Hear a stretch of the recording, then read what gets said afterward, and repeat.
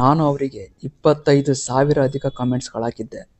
ಆದರೆ ಅವರು give away announce ಮಾಡೋ ಸಮಯದಲ್ಲಿ ಯಾರೋ ಒಬ್ಬ ಒಂದು ಕಾಮೆಂಟ್ಸ್ ಹಾಕಿದವನನ್ನು ಸೆಲೆಕ್ಟ್ ಮಾಡಿದರು. ನಮಸ್ಕಾರ ನನ್ನ ಕರುನಾಡ ಜನತೆಗೆ.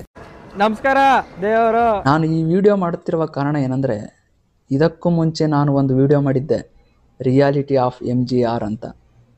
ಆವಾಗ ನಮ್ಮ ವೀಕ್ಷಕರು ಹೇಳಿದರು, ಸರ್ ನಮ್ಮ ದಾನಶೂರ ಕರ್ಣ ಇದಾನಲ್ಲ ಅವ್ರ ಬಗ್ಗೆ ಒಂದು ವಿಡಿಯೋ ಮಾಡಿ ಹಾಕಿ ಅಂತ. ಆ ದಾನಶೂರ ಕರ್ಣ ಯಾರಂದರೆ, ನಮ್ಮ ಈ ಕಲಿಯುಗದ ಕರ್ಣ ಅಂತ ಪ್ರಖ್ಯಾತಿ ಆಗಿರುವ ನಿಮ್ಮ ಪ್ರೀತಿಯ ಶ್ರೀಕಾಂತ್ ಡ್ಯಾನ್ಸರ್ ಅವರು. ಯಾಕೆ ಈ 3 ಐಫೋನ್ ಗಿವ್ ಅವೇ ಅಂತ ಹೇಳ್ತಾರೆ. ಅದನ್ನು ನಂಬಿ 1-2 ಕಮೆಂಟ್ಸ್ ಹಾಕಿ ನನಗೂ ಐಫೋನ್ ಬರಬಹುದು ಅಂತ ಅಂದುಕೊಳ್ಳೋದು ತಪ್ಪೇನಲ್ಲ. ಆದರೆ ನನಗೇ ಬರುತ್ತೆ ಅಂತ 25-30 ಸಾವಿರ ಕಮೆಂಟ್ಸ್ ಹಾಕೋದು ದೊಡ್ಡ ತಪ್ಪು. ನಾನು ನೋಡೋಣ ಇವನು ಯಾವ ಥರ ನಿಯತ್ತಾಗಿ ಗಿವ್ ಅವೇ ಮಾಡ್ತಾನೆ ಅಂತ ನನ್ನ ಸ್ಟಡೀಸ್ ಬಿಟ್ಟು ಕೆಲಸ ಬಿಟ್ಟು ಇವನಿಗೆ 25,000 ಅಧಿಕ ಕಾಮೆಂಟ್ಸ್ಗಳು ಹಾಕಿದೆ. ಆದರೆ ಅವನು ಗಿವ್ ಅವೇ ಮಾಡಿದ್ದು ಒಂದು ಕಾಮೆಂಟ್ ಮಾಡಿದವನಿಗೆ ಮಾತ್ರ. ಯಾಕೆ ಎಲ್ಲರೂ ತಮ್ಮ ಕೆಲಸ ಬಿಟ್ಟು ಸ್ಟಡೀಸ್ ಬಿಟ್ಟು ಕಮೆಂಟ್ ಮಾಡಿದವ್ರಿಗೆ ಬೆಲೆನೇ ಇಲ್ವಾ?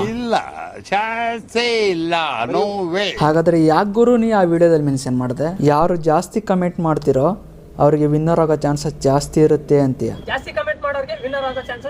ಅನೌನ್ಸ್ ಮಾಡಿದ್ಮೇಲೆ ಹೇಳ್ತೀಯ ನಾನು ಆ ರೀತಿ ಮೆನ್ಷನ್ನೇ ಮಾಡಿಲ್ಲ ಅಂತೀಯ. ಜಾಸ್ತಿ ಕಮೆಂಟ್ ಮಾಡಿದವರಿಗೆ ಕೊಡ್ತೀನಿ ಅಂತ ನಾನು ಎಲ್ಲೂ ಮೆನ್ಷನ್ ಮಾಡಿಲ್ಲ. ಸಿಕ್ಕದಲ್ಲಿ ದಮ್ಮಿದ್ರೆ ಸ್ಟ್ರೈಟ್ ಆಗಿ ಡೀಲ್ ಮಾಡೋ ಗಾಂಡು.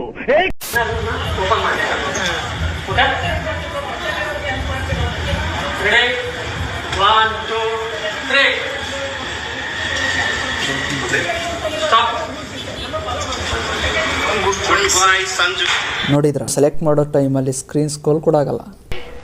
ನಿಜ ಹೇಳಿದಕ್ಕೆ ನಿಮಗೆ ತಿಕ್ಕ ಉರಿದೋಯ್ತಾ? ಹಾಗೆ ಅವನು ವಿಡಿಯೋದಲ್ಲಿ ಹೇಳಿದ ಹಾಗೆ ಯಾರು ಜಾಸ್ತಿ ಕಮೆಂಟ್ಸ್ ಹಾಕ್ತಿರೋ ಅವರಿಗೆ ವಿನ್ನರ್ ಆಗೋ ಚಾನ್ಸಸ್ ಜಾಸ್ತಿ ಇರುತ್ತೆ ಅಂತ ಹೇಳಿದ್ದ. ಆದರೆ ಇವನು ಎಷ್ಟು ಕಮೆಂಟ್ಸ್ ಹಾಕಿದ್ದ ಅಂತ ಚೆಕ್ ಕೂಡ ಮಾಡಲಿಲ್ಲ. ಹಾಗಾದರೆ ಜಾಸ್ತಿ ಕಮೆಂಟ್ಸ್ ಹಾಕಿರೋ ರಂಡಿಗೆ ಮೊಳೆ ಹೊಡೆದಂಗೆ ಆಗಲಿಲ್ವಾ? ನಾನು 25,000 ಕಾಮೆಂಟ್ಸ್ಗಳು ಹಾಕಿದ್ದೆ. ವಿತ್ ಪ್ರೂಫ್ ಕೂಡ ನನ್ನ ಹತ್ರ ಇದೆ. ನಮ್ಮ ಕೆಲಸ ಕಾರ್ಯಗಳನ್ನು ಬಿಟ್ಟು ಕಾಮೆಂಟ್ಸ್ ಹಾಕಿದರೆ ಜಾಸ್ತಿ ಯಾರು ಕಾಮೆಂಟ್ಸ್ ಹಾಕ್ತಾರೆ ಅವರು ವಿನ್ ಆಗ್ತಾರೆ ಅಂತ ನಾನು ಎಲ್ಲೂ ಕೂಡ ಮೆನ್ಷನ್ ಮಾಡಿಲ್ಲ ಅಂತ ಹೇಳ್ತಾನೆ. ಇವಾಗ ಹೇಳಿ, ಇವನು ಶ್ರೀಕಾಂತ್ ಡ್ಯಾನ್ಸರಾ ಅಥವಾ ಅವರ ಫಾಲೋವರ್ಸ್ ಅಂಡಿಗೆ ಮೊಳೆ ಹೊಡೆಯವನ ಅಂತ?